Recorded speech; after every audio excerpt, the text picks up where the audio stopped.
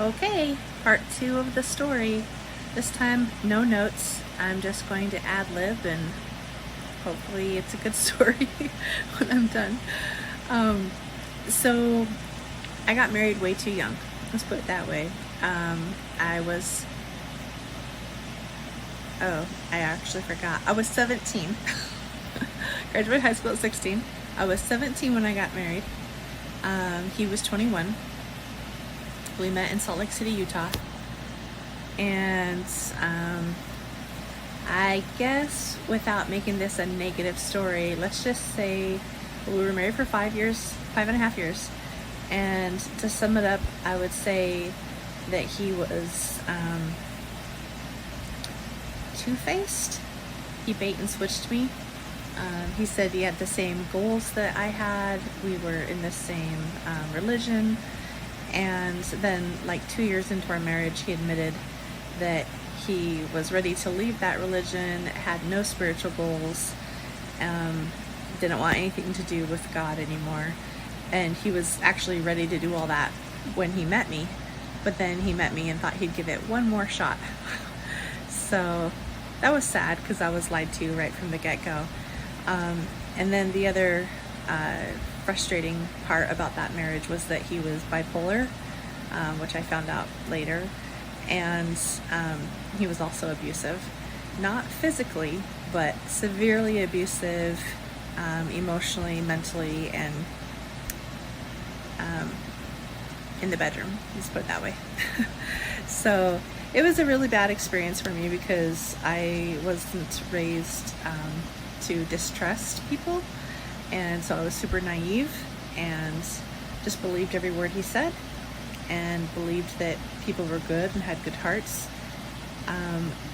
But yeah, he was borderline psychopath. And I remember towards the end of our marriage, probably the middle of our marriage, I remember looking in the mirror and I couldn't even see the sparkle in my eye anymore. Like I had lost myself. But one thing I was always proud of myself for is when we would have fights and he would, tell me to do things a certain way or differently. He didn't like that I would act like a Fawcett, which is my last name. He wanted to change me, and he cut me off from my family. And when you're young, you, I guess, sometimes allow people to treat you that way, because I didn't believe in divorce. Anyways, so I am proud of myself because even though we would fight and he would have his say, telling me how I needed to act and behave, then like a week later, the same issue would come up again and he'd get mad at me again. And I would just tell him point blank that I only agreed so that I could get some sleep, because sleep deprivation was one of his tools that he used against me. Anyways, it's a twisted story, but thankfully, at about 5.5 years, he cheated on me, so I had an out, a biblical, scriptural out. And he also wanted an open marriage, which was disgusting. He wanted to stay with me and also play around in the field.